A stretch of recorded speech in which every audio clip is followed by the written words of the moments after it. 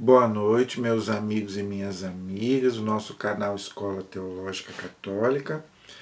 Vamos gravar o nosso vídeo de hoje, mas primeiro vamos rezar, pedir ao Divino Espírito Santo que nos ilumine e nos abençoe. Em nome do Pai, do Filho e do Espírito Santo. Amém. Bendito seja Deus, bendito seja o seu santo nome, bendito seja Jesus Cristo, verdadeiro Deus e verdadeiro homem.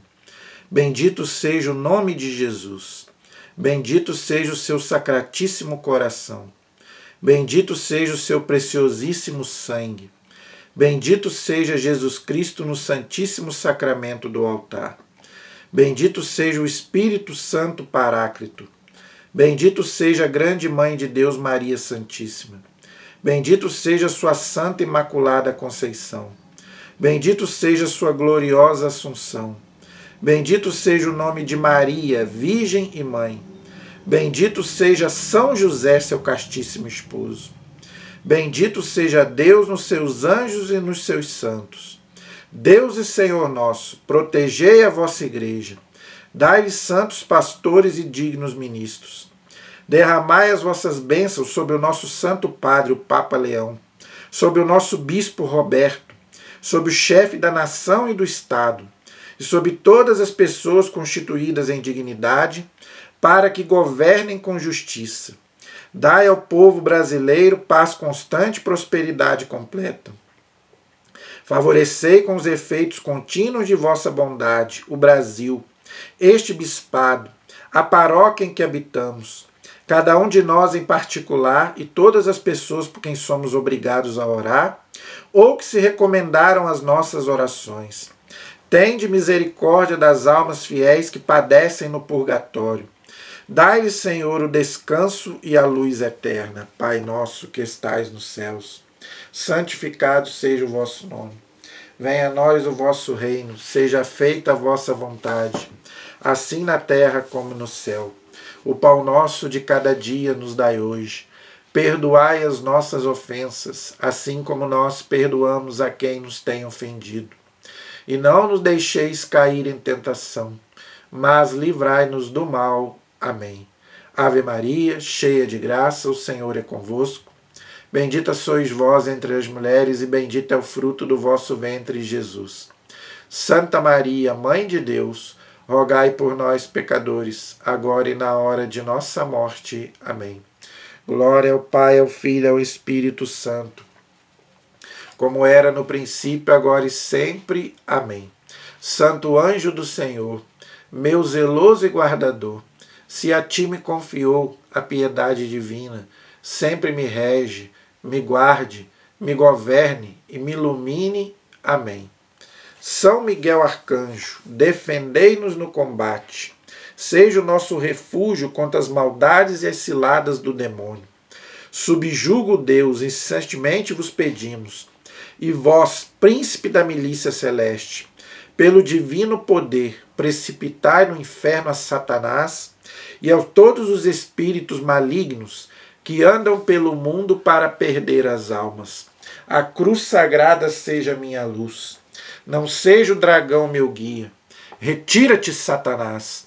Nunca me aconselhes coisas vãs. É mal que tu me ofereces. Bebe tu mesmo o teu veneno. São Miguel Arcanjo, defendei-nos no combate. Todos os anjos e santos de Deus, rogai por nós. Em nome do Pai, do Filho e do Espírito Santo. Amém. Pronto.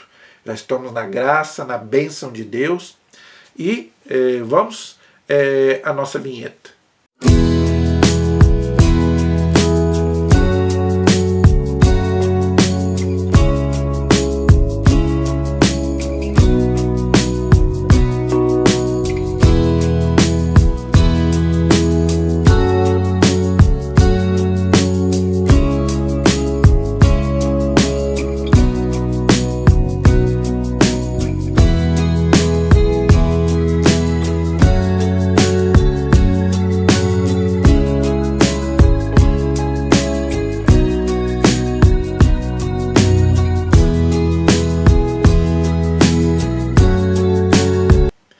Meu nome é Fred, do canal Escola Teológica Católica, eu sou teólogo, catequista da Matriz São José do Havaí, aqui de Itaperuna, e peço a vocês que se inscrevam no nosso canal, compartilhem os nossos vídeos, deixe o seu like, o seu joinha, sua pergunta, dúvida, sugestões de temas, tudo isso nos ajuda a evangelizar e que o nosso canal chegue a mais pessoas. Toda sexta-feira a gente faz um estudo do catecismo da igreja, porque é a nossa doutrina. O catecismo, gente, é tudo aquilo que nós católicos cremos. Está no catecismo. É o nosso credo, que nós já estudamos, os sacramentos, que nós já estudamos, e agora estamos estudando a moral, ok? Que é centrada nos 10 mandamentos. Só que antes, o catecismo ele faz algumas introduções para a gente chegar nos 10 mandamentos, tá? Na aula passada, nós paramos no parágrafo 1754. Hoje nós vamos estudar o 1755, na página 477 do livro Amarelinho, do Catecismo Amarelinho. Página 477, parágrafo 1755. Atos bons e maus. Nós estamos estudando sobre a moral, tá? E os nossos atos, tá? Eles podem ser bons e eles podem ser maus, ok? Depende da ação e da intenção que nós vimos na aula passada. Então hoje o catecismo vai continuar e encerrar esse assunto, ok? Vamos aí. O ato moralmente bom supõe a bondade do objeto, da finalidade e das circunstâncias. Acho que pela nossa própria razão, nós sabemos, gente, quando a gente faz alguma coisa boa. Tá? Nós vamos ver mais para frente que a nossa consciência mesmo diz isso. Quando eu faço uma coisa boa, eu sei que aquilo ali é bom. Não é a mesma coisa quando eu faço uma coisa má. A minha consciência me acusa. Tá? Então, supõe o objeto, a finalidade e as circunstâncias. Eu acho que nós já falamos um pouco sobre isso na aula anterior. Não é? Uma finalidade má corrompe a ação. Tá vendo? Mesmo que seu objeto seja bom em si, como, por exemplo, rezar e jejuar para ser visto pelos homens. Jesus disse isso lá em Mateus capítulo 6, versículos 2 a 4. Jesus fala que a gente não deve rezar, jejuar, dar esmola para aparecer. Por isso que ele fala, a mão direita dê esmola, mas a mão esquerda não precisa ficar sabendo. Não precisa a gente anunciar para o mundo que a gente está dando esmola, não. Deus sabe que a gente, né? Deus conhece o nosso coração e a nossa intenção. Tá? Então, eu também não preciso também me gabar. Eu rezo muito, né? Eu faço jejum, mais do que o outro não faz, eu faço. Não precisamos ficar também. Porque aí, gente, a gente perde o mérito. Ok? Porque aí a gente não está dando glória a Deus, a gente está dando glória a nós mesmos. E eu falei muito sobre isso na aula anterior. O homem hoje moderno tirou Deus do centro e colocou ele próprio. Tanto que ele faz a sua lei. O homem hoje faz a sua moral. Ele não aceita a lei de Deus. A Igreja Católica, inclusive, é acusada de muito severa. Né? Sempre foi assim, mas agora mais. Não, gente, a igreja não é severa, não. A igreja só que ela é fiel a Cristo. E está lá na Bíblia, Jesus é sinal de contradição. Aquele Simeão falou lá para Nossa Senhora, esse menino vai ser sinal de contradição. E a igreja é a mesma coisa, que a igreja é o corpo de Cristo. Então, gente, nós vamos ser mal entendidos mesmo, mal interpretados mesmo. O mundo não quer saber da verdade. Não, claro que não. E a igreja está do lado da verdade, que é o próprio Jesus. Não é? Então, você deve rezar, deve jejuar, deve dar esmola, mas não para aparecer. Você tem que fazer por amor a Deus e amor ao próximo. Se não é por amor, tudo que você for fazer, se não é por amor a Deus e ao próximo, não faça. E aí você perde o mérito, ok? O objeto da escolha, por si só, pode viciar o conjunto de determinado agir. Então, pode virar um vício. Se é uma coisa má e você faz aquilo ali, né, e repete, vira vício. Aí vira pecado. O salário do pecado é a morte. Existem comportamentos concretos, como a fornicação. O que é a fornicação? É o sexo fora do casamento. Tá? Não é a nossa aula de hoje, por isso que eu não vou abordar esse assunto hoje. Tá? Mas o sexo é para ser vivido no matrimônio. Ok? Cuja escolha é sempre errônea. Tá? Por quê? Porque não tem um compromisso. Se você não é casado, você não tem compromisso com a pessoa. E São Paulo diz, o corpo do marido pertence à mulher, e o corpo da mulher pertence ao marido. Porque aí você tem um compromisso, de vida, uma aliança com aquela pessoa. Por isso que ele fala aqui que a fornicação é uma escolha errônea, pois escolhê-lo significa uma desordem. Santo Agostinho chamava o pecado de desordem. Tá? Tudo aquilo que é natural é moral. Entendeu? Se não é natural, não é moral. E aí vira desordem. Ok? Porque qual é a ordem que Deus colocou? O homem deixa o seu pai e sua mãe, se une à sua mulher. E os dois formam uma só carne. Crescer e multiplicar. Casamento, família, plano de Deus. Então, quando o homem e a mulher não fazem isso, eles erram. Que aí não está no plano de Deus, está no plano do homem. Aí já não é mais o plano de Deus, aí já é o meu plano. Por isso que eu falei que a gente tira Deus e coloca o homem. Tá? Essa desordem da vontade se torna o quê? Um mal moral. Acabei de falar. Vira imoralidade. Aqui ele deu o exemplo da fornicação, mas não é só fornicação. Todo pecado é um atentado contra a moral, principalmente os 10 mandamentos. Então, se você infringe um mandamento, né, você se torna imoral, porque aquilo ali não é mais moral. Ok? É errado, parágrafo 1756. É errado, pois, julgar a moralidade dos atos humanos considerando só a intenção que os inspira ou as circunstâncias, meio ambiente. Ele dá aqui alguns exemplos. A gente tem que considerar algumas coisas. Eu falei um pouco sobre isso na aula passada. O pecado, ele tem atenuantes e ele tem agravantes. Por que a pessoa cometeu aquele pecado? Então, aqui ele dá alguns exemplos. Ó. Nós temos que levar isso em conta. O meio ambiente, a pressão social, o constrangimento ou a necessidade de agir, etc., que compõe o quadro. Por exemplo, eu vou dar aqui um outro exemplo. Na aula passada eu dei o exemplo do roubo. Né? Eu falei que às vezes a pessoa, diferente da pessoa que rouba, claro, né, tudo é pecado, mas é diferente da pessoa que rouba para fazer mal, o outro daquele que rouba, por exemplo, para que não tem nada em casa. Ele poderia pedir, lógico, né, mas no desespero ele vai lá e rouba. Então tem os atenuantes, a culpa pode ser diminuída, apesar que o ato é mau. Tá? Hoje aqui eu vou dar um outro exemplo, por exemplo, a masturbação. É um pecado, a igreja considera pecado.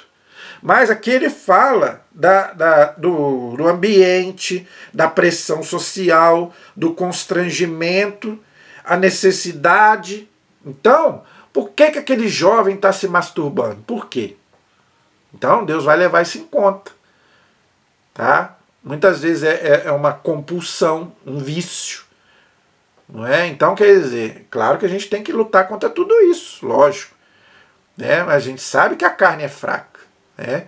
Igual quem usa droga. Quem usa droga também, às vezes, quer sair da droga e não consegue. A mesma coisa é o vício do sexo, da masturbação também. Às vezes o jovem quer, né, sair daquilo ali, mas aí o que nós temos que fazer? Evitar as ocasiões. Se o jovem quer evitar a masturbação, ele tem que fazer o quê? Evitar assistir filme pornográfico, revista pornográfica, mulher pelada, senão ele vai se masturbar mesmo, lógico. Conversas pornográficas, não é? Então, gente, se a gente não evitar, a gente vai acabar caindo no pecado mesmo, não tem jeito. Tá? Existem atos que por si mesmos e em si mesmos, independente das circunstâncias e intenções, são sempre gravemente ilícitos, em virtude de seu objeto. A blasfêmia, aqui ele cita alguns, a blasfêmia, tá? Principalmente contra Deus. Deus me livre de blasfemar contra Deus. Jesus fala que a blasfêmia contra o Espírito Santo não tem nem perdão. O que é blasfêmia contra o Espírito Santo? É você não querer se converter. Você fechar o coração para Deus e não quer receber a graça de Deus. Se você morre assim, você pode ir para o inferno. Por exemplo, aqueles da época de Jesus que viam as obras que Jesus fazia, os milagres que Jesus fazia, e mesmo assim não quiseram saber de Jesus. Tanto que quando Jesus morre, o véu do templo se rasga. Ok? Inclusive eles falam que Jesus, interessante aquele evangelho de São Lucas, né, no capítulo 17, que eles falam que Jesus está expulsando demônios por Beelzebul. Olha que absurdo. Jesus expulsando o demônio pelo demônio. Aí Jesus fala, então o reino dele vai ser dividido. Se todo o reino dividido vai ser destruído. Como é que eu vou expulsar o demônio pelo demônio? Não tem como. Então, gente, a blasfêmia é um ato, o catecismo diz aqui, em si ele já é mau. Tá? O perjúrio. O que é o perjúrio? É eu prometer, ter a má intenção. Prometer alguma coisa para Deus e não cumprir. Ter a má intenção, mau pensamento. Tá? Eu pensar aquilo ali, né, para fazer o mal. Tá? A maldade, vamos dizer assim. Tá? O homicídio. A única exceção do homicídio é a legítima defesa. O catecismo vai dizer isso aqui mais na frente. Quando a gente for estudar sobre os 10 mandamentos, ele vai falar. Tá? O homicídio em si, ele é mau. Mas só tem um caso que é uma exceção. É a legítima defesa. Você matar para defender a sua vida. Entendeu? E o adultério. O adultério, gente, não tem exceção. Tá? O adultério, ele é terrível. Ele destrói uma família. O que é o adultério? Não, eu falei no começo, eu falei da fornicação. A fornicação é quem é solteiro e tem vida sexual. Aí é fornicação. O adultério é quem é casado na igreja e tem vida sexual com outra pessoa que não é o seu marido e nem a sua mulher. Tá? Vamos supor, eu não sou casado, vamos supor que eu fosse casado e eu tivesse relação com outra mulher que não fosse a minha, é adultério. Tá? Então, uma coisa é fornicação, para quem é solteiro. Adultério é quem é casado e tem relação sexual com outra pessoa que não é seu marido e a sua mulher. É gravíssimo, destrói a família. Tá? Os filhos, né? O próprio casamento. Entendeu? Então são atos que já são maus por si. Ok? O adultério, gente, ele é tão grave que Jesus fala lá uma coisa lá no Evangelho de São Mateus que me arrepia toda vez que eu leio esse texto. Que o homem e a mulher, lógico, ele cita ali o homem, mas vice-versa. Não é? O homem que olha para uma mulher com desejo de adultério já adulterou.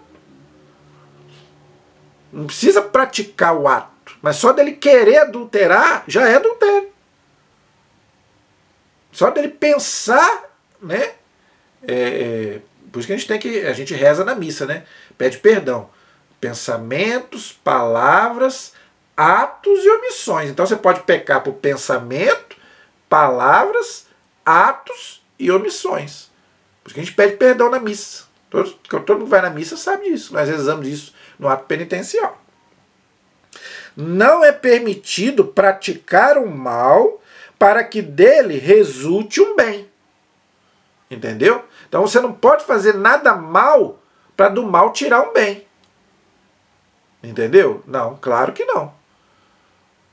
Se o ato é mau, ele é mau. Ok? Então eu não posso fazer... igual eu dei um exemplo aqui semana passada. Eu não posso pegar um dinheiro do contrabando, do tráfico de droga e fazer caridade com ele. Não. Eu estou pegando um dinheiro que é mau e fazendo bem. Não, eu não posso fazer isso. Meu dinheiro tem que ser honesto. Naquela última pregação do Padre Léo, que ele faz antes de morrer, ele fala sobre isso. Se o nosso dinheiro não tem a bênção de Deus, não tem o carimbo de Deus, ele pode levar em vez de levar para o céu, ele pode levar para o inferno. Tudo na nossa vida, gente, tem que ter o carimbo de Deus, o carimbo do bem, tá? E não o carimbo do mal, do encardido, como ele dizia. Tá? Então esse é o parágrafo 1756. Aí no 1757 é resumo, nós vamos pular, até o 1761 é resumo. Vamos pular aí no catecismo, tá? Me acompanha aí na página 478. Vamos pular o resumo, mas você deve ler, tá? Você que tem o catecismo amarelinho na sua casa, leia o resumo que ajuda muito a você fixar mais o assunto que nós estamos falando. Eu não falo aqui para poder, senão vai ficar repetitivo, tá? Mas você deve ler para você fixar, ok? Vamos para o parágrafo 1762. Agora ele vai falar da moral e das paixões, tá? Ele não está falando, gente, do amor. Tem gente que confunde amor com paixão. Amor é uma coisa, paixão é outra. Então aqui ele vai falar, né, da moralidade das paixões, ok? Vamos ver o que o catecismo nos ensina. O ser humano se ordena para as bem-aventuranças, ou seja, a felicidade, por meio de seus atos deliberados, as paixões ou sentimentos que experimenta podem dispô-lo e contribuir para isso. Então, as paixões podem ser boas, mas também podem ser más. Depende daquilo que a gente já viu lá atrás, da intenção. Tá? Tem paixões que são boas, tá? Mas tem paixões que podem ser más. Aí depende da ação, depende da finalidade, das circunstâncias. O catecismo vai explicar. As paixões, parágrafo 1763. O termo paixões, a palavra, o significado, pertence ao patrimônio cristão. Então a gente fala paixão de Cristo. Não fala? Tem até um filme aí maravilhoso, né? A Paixão de Cristo. Né? Os sentimentos ou paixões designam as emoções ou movimentos da sensibilidade que inclinam alguém a agir ou não agir em vista do que é experimentado ou imaginado como bom ou mal. Então, todos nós, gente, temos as nossas emoções, não é? Ou movimentos da sensibilidade. Quem não tem sensibilidade, tem gente que não tem sensibilidade. Não é verdade? Quando, por exemplo, uma pessoa morre, a pessoa não está nem aí. Parece que não morreu nem ninguém da família. Entendeu? Então, nós temos nossas emoções, né? Gente, o que me diz o que eu sou? As minhas emoções, a minha sensibilidade. Entendeu? O que diz o que eu sou é a minha sensibilidade. Se eu não tenho sensibilidade, eu sou uma pessoa totalmente, vamos dizer assim, sem amor. Tá? Então, mas pode ser para o lado bom ou para o lado mal. Por causa das emoções também, a pessoa vai lá, por ciúme, mata o outro. Aí deixou as emoções o quê? Subir a cabeça. Não é? O parágrafo 1764 diz assim: as paixões são componentes naturais do psiquismo humano. Tá vendo, gente? A gente também, nós somos corpo, alma, mas também nós somos psíquicos também. Por isso que São Paulo fala lá, corpo, alma e espírito. A igreja ensina que esse corpo, nós somos corpo e alma. Mas esse corpo, alma e espírito que São Paulo fala também é o nosso psíquico. Por isso que a gente precisa procurar um psiquiatra muitas vezes, um psicólogo. Não é para ficar, não é para... psicólogo é coisa de louco. Não, é para não ficar louco. Porque nós temos consciente, nós temos o inconsciente. Tudo isso nós temos. Constituem o lugar de passagem e garantem a ligação entre a vida sensível e a vida do espírito, a vida espiritual, sobrenatural. Não é? Nosso Senhor indica o coração do homem como a fonte de onde brota o movimento das paixões. Marcos capítulo 7, versículo 21. Jesus diz uma coisa muito séria. É do coração do homem que nasce, né, aquilo que é de bom, mas também aquilo que é de ruim. E ele cita lá em Mateus 15. Tudo aquilo que é de ruim vem do nosso coração. Então, nosso coração pode vir coisa boa, por isso que tem um ditado que diz, né, coração dos outros é terra que ninguém vai. Não é? Porque, né, realmente o coração humano só Deus conhece. Interessante. O parágrafo 1765 diz assim: as paixões são numerosas. Então a igreja reconhece que tem muitas formas de paixão, não é? A paixão mais fundamental é o amor, provocado pela atração do bem. O amor não é um sentimento, o amor é uma decisão. Como o perdão também é uma decisão. O amor causa o desejo do bem ausente e a esperança de consegui-lo. Então, quando você ama alguém, você tem esperança de ser correspondido. A mesma coisa é Deus. Deus quer ser amado, Deus quer ser correspondido, mas não amar. Tá? Ele nos dá liberdade para que a gente o ame, né, dentro da nossa liberdade, sem nos obrigar a amá-lo, mas ele quer ser amado. Mesma coisa somos nós humanos. Todos nós queremos ser amados pela nossa família, né, pelos amigos, né, e também por uma pessoa, porque a gente casa, senão ninguém casava. Tá? Então, gente, a gente realmente... Como que eu expresso isso? Pelos meus atos. Não é só pelas palavras. Né? Tem gente que acha que amar é só falar. Não. Né? Eu exprimo muito mais o amor pelos meus atos do que pelas minhas palavras. Entendeu? Este movimento se completa no prazer e na alegria do bem possuído. Então a igreja não é contra o prazer, desde que seja um prazer que não seja desordenado. O prazer entre marido e mulher é lícito. Se homem e mulher não tiver prazer na relação sexual, eles vão ficar frustrados, não vão querer mais fazer. Então é Deus que colocou no nosso coração o prazer. Agora ele não pode ser desordenado. O pecado original desordenou o nosso prazer. Mas não é pecado nenhum. Inclusive o sexo, a mulher e o homem buscar o orgasmo, né, não é pecado não. Tem gente que acha que é pecado. Não, claro que não. Para o casal casado, claro que não é. Tá? A percepção do mal provoca ódio, aí já é o lado mal, o outro lado. Não é? Aversão e medo do mal que está por chegar.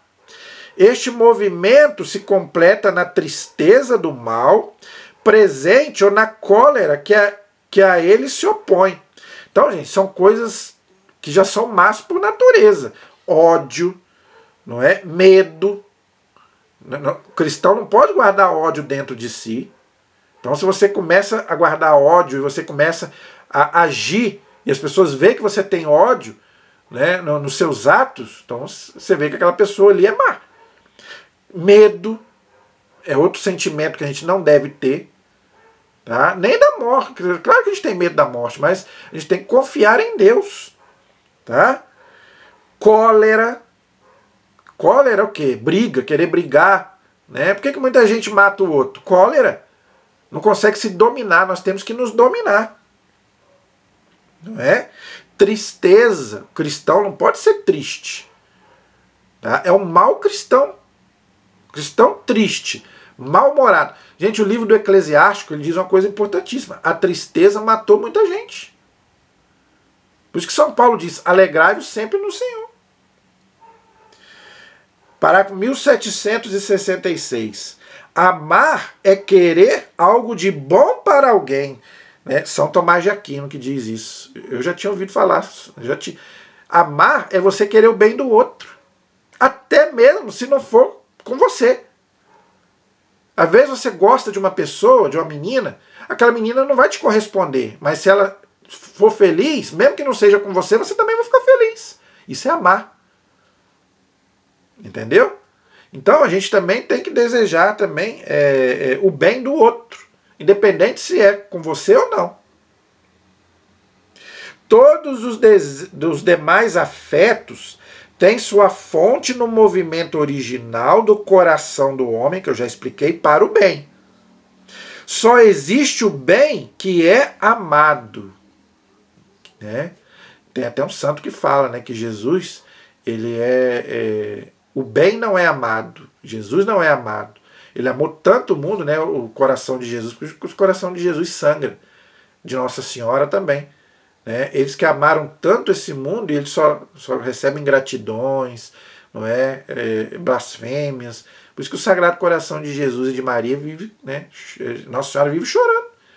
A gente vê várias imagens de Maria chorando e do coração de Jesus sangrando. As paixões são más se o amor é mau, boas se o amor é bom. E como é que eu sei que uma coisa é boa ou é má? Pelos atos, pelas atitudes. Tá? Pela minha atitude. Falar que ama, gente, é muito fácil. Até quem novela você vê isso. Mal conhece o outro, já está amando. Por isso que eu falo, muito mais do que palavras o vento leva. Mas você sabe que aquela pessoa ama de verdade pelos atos dela. Tá? Muito mais pelas palavras. Paixões e vida moral. Então agora ele vai fazer, né, esse paralelo entre as paixões e a vida moral. Parágrafo 1767. Em si mesmas, as paixões não são boas nem más. Só recebem qualificação moral na medida em que dependem efetivamente da razão e da vontade. Então, para você ter uma atitude moral, você tem que ter razão. Por isso que a pessoa que não tem uma cabeça boa, ela não comete pecado. Entendeu? Porque ela não tem o uso da razão. Então, para ser pecado, você tem que saber que é pecado e fazer aquilo ali. E você tem que ter uma vontade de fazer aquilo. Ok? As paixões são chamadas voluntárias, ou porque são comandadas pela vontade, ou porque a vontade não lhes opõe obstáculo. Faz parte da perfeição do bem moral ou humano que as paixões sejam reguladas pela razão. Então eu tenho que pensar. Tá? As paixões ela tem que estar de acordo com a razão. Porque, igual eu falei, tá? Eu posso ter ciúme, mas eu não pode ser um ciúme doentio. Um pouquinho de ciúme é sinal que você gosta da pessoa. Agora, quando vira uma coisa doentia, a pessoa até mata por causa de ciúme. Tá vendo? Então, a razão, a paixão tem que estar de acordo com a razão. Senão, você perde a razão. Se você perder a razão, você comete pecado. Entendeu? 1768. Os grandes sentimentos não determinam a moralidade nem a santidade das pessoas. Claro que não. Tá vendo? Por isso que o amor não é um sentimento, porque a fé não é um sentimento. Tá? Se a fé fosse um sentimento, gente, nós estamos fritos. Porque tem dia que a gente tem fé, tem dia que a gente não tem. Jesus fala, né? Os apóstolos falam, que o Senhor aumenta a nossa fé. Jesus fala que se a nossa fé fosse como um grãozinho de mostarda, a gente transportaria montanhas. Então quer dizer que a nossa fé é muito pequena. Por isso que a fé não é sentimento, a fé é decisão, como é o amor e é o perdão. São reservatório inesgotável das imagens e afeições em que se exprime a vida moral. As paixões são moralmente boas quando contribuem para uma ação boa, já falamos. E más quando se dá o contrário. A vontade reta ordena para o bem e para a bem-aventurança, ou seja, a felicidade. Os movimentos sensíveis que ela assume, a vontade má sucumbe às paixões desordenadas e as exacerba. Aí vira vício, como eu já expliquei. As emoções e sentimentos podem ser assumidos em virtudes ou pervertidos em vício. Acabei de falar. Tá vendo, gente? Então, quando é um sentimento mau, que você continua naquilo ali, vira vício. Entendeu? Aí que tá. Tá? Então, uma coisa é a virtude, outra coisa é o pecado. Por isso que tem os 7 pecados capitais e tem as 7 virtudes capitais. Nós vamos explicar sobre isso aí também. O catecismo vai falar sobre isso. Tá? Para cada pecado capital tem uma virtude capital. Entendeu? E os vícios, gente, qualquer tipo de vício, ele é terrível. Tá? Qualquer vício, seja de droga, seja de fumo, de bebida, não é? Qualquer tipo de vício. Por isso que nós temos que ter uma palavra, o cristão, gente, ele tem que usar uma palavra, limite. Tudo na vida tem que ter um limite. A gula é o excesso de comer, não é? Até o excesso de prazer também. Tudo, gente, é pecado se é com excesso. É pecado comer demais? É. E é pecado comer de menos. Você tem que ter um limite. É pecado dormir demais? É. É pecado dormir de menos. A sua saúde vai ficar desregulada. E tudo aquilo que prejudica a sua saúde, né, é pecado. Então, tudo na vida tem que ter limite. E, infelizmente, a nossa geração é uma geração que não tem limite. A gente vê isso nos nossos filhos. A gente não põe limite nos nossos filhos. Cada um faz o que quer. Não é assim. 1769. Na vida cristã, o próprio Espírito Santo realiza sua obra, mobilizando o ser inteiro, inclusive as suas dores, medos e tristezas, como aparece na agonia e paixão do Senhor. Então, Jesus também sentiu tristeza, Jesus também sentiu agonia. Mas aí que ele buscou Deus. Para quê? Para o confortar. Tá vendo? E ele não blasfemou contra Deus. Então, a gente não pode perder o mérito do sofrimento. O sofrimento, gente, faz parte da vida. Então, quando você estiver sofrendo, se você não blasfemar contra Deus, você vai ter mérito diante de Deus. Tá? Em Cristo, os sentimentos humanos podem receber a sua consumação na caridade e na bem-aventurança divina. Então, se eu ofereço meu sofrimento para Cristo, para salvar o mundo, eu vou ter méritos. Por isso que a gente reza no texto da misericórdia: Senhor, tende misericórdia de nós e do mundo inteiro. Então nós oferecemos também o nosso sofrimento, unido ao sofrimento de Cristo, para salvar o mundo. É o que São Paulo diz lá em Colossenses 1:24. Eu completo na minha carne o que falta a paixão de Cristo pelo seu corpo, que é a igreja. Jesus já passou pela cruz, mas agora a igreja tem que passar. Por isso que Jesus fala: tome a sua cruz de cada dia e me siga. Jesus não prometeu vida boa nem vida fácil para ninguém. Por isso que esse povo aí que fica: vem para minha igreja que você vai parar de sofrer. Corra dessa igreja. Isso é seita. Jesus não prometeu isso para ninguém. Vida fácil. Entrai pela porta estreita.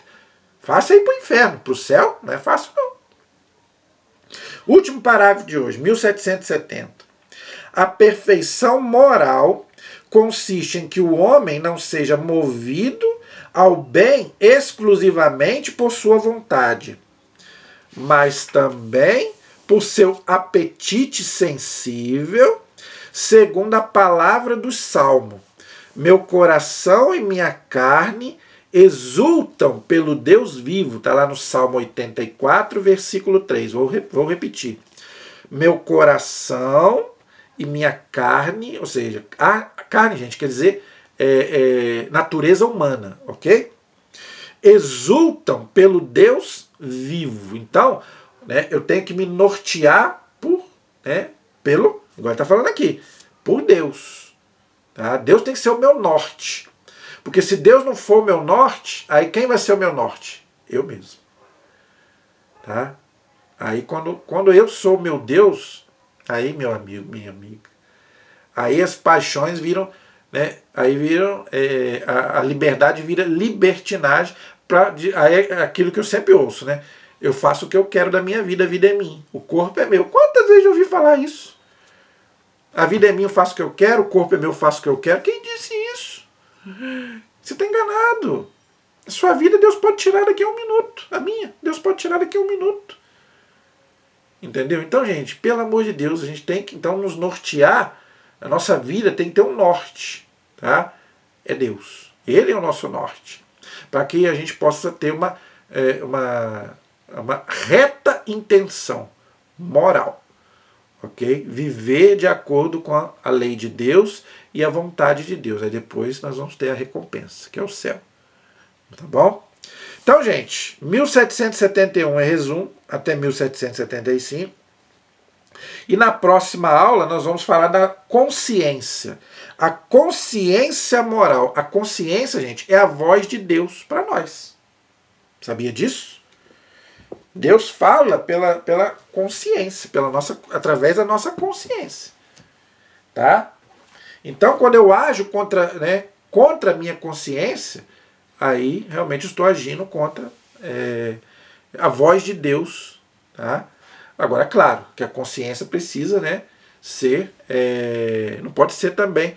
Eu não posso viver de qualquer jeito, senão a minha consciência vira uma consciência relaxada. Não é? A nossa proteção está no nome do Senhor, que fez o céu e fez a terra. Estivemos e permaneceremos unidos em nome do Pai, do Filho e do Espírito Santo. Amém. Deus abençoe a todos. Até o próximo vídeo, se Deus quiser.